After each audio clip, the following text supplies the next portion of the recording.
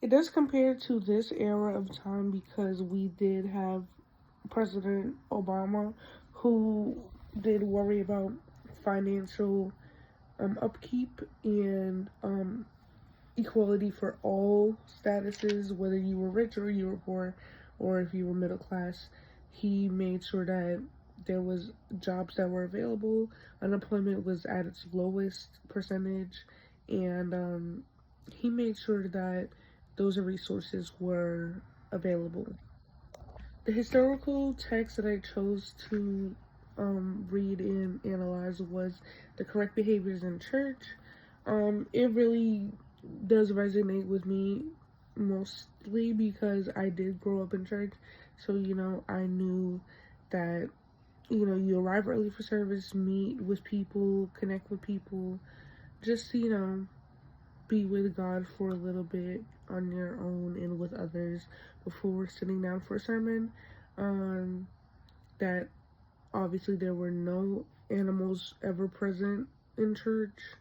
Now it's different because people have service dogs and other things, but it is viewed as disrespectful if you do bring an animal into church because this is house of God.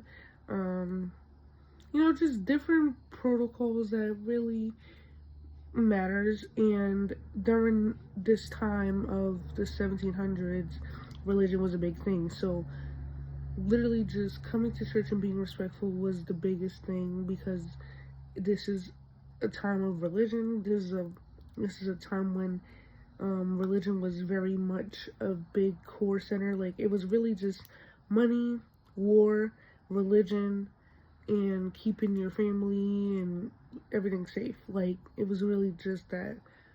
So yeah.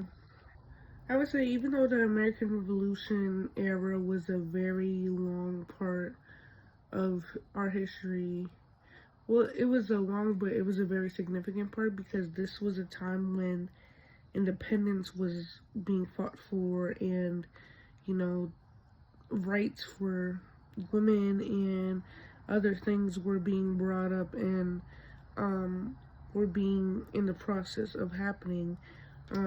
This is also the time of the founding fathers, so the founding fathers were making sure that taxes and other things that were vital to our lives were a thing. This is when unity was very much a part of it, even though like not all people were unified or united. I mean, we're not united. They still managed to bring that up and make it be known. I would say if it wasn't for the persistence of political leaders during this time, unity and shared ideas, and a very united nation.